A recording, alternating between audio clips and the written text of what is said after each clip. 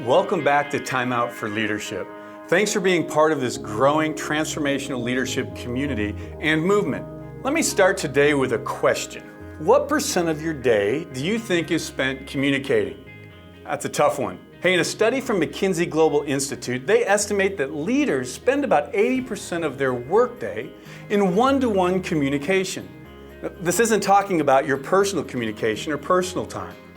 Now, if this is true, what do you think the chance of us failing to effectively communicate is? It's probably pretty high. So how effective do you think you are at communicating? Now, I'm not just talking about the words that you speak. I'm talking about the body language. I'm talking about how well you listen, how well you respond to the people that you're communicating with. So if you're to rate your communication effectiveness on a scale of 1 to 10, 1 being terrible and 10 being awesome, what would you score yourself? Let's test your honesty. If you were to ask your wife or your significant other or your children, how would they score your effectiveness at communication? So why is this so important? Well, it's because communication is the foundation for everything that we do. The success of relationships, our business, sales success, team productivity, our marriage, everything hinges on our ability to communicate effectively. All great leaders, all transformational leaders are great communicators. They've learned the art of communication and they unlocked the secret. Do you want to know what the secret is? The secret to all success and effective communication is connection.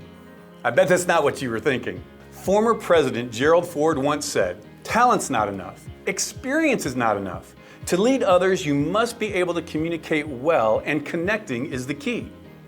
Think about it this way. Why do we communicate? What's the ultimate point or desire of communication? Is it to achieve an objective? Motivate someone? Teach? Correct? Lead? You know, when I asked this question to the people that I work with, the overwhelming answer came down to the great need to be heard and understood. Think about it. When you're communicating, what do you need people to do? You need them to hear you. Not just hear your words, but understand you. Understand what it is you need or you need them to do. This happens best when a connection is made. It's all about relationship. When communication is only about information, we fail to connect and build relationship. It's not to say there's times where information is important, but the connection is key. We all have the same desire when we communicate, whether we are the boss or the babysitter. When we talk, we expect and desire to be heard and understood. Here's what I know and have experienced. When we don't feel heard or understood, what happens? What happens when we don't feel heard or understood?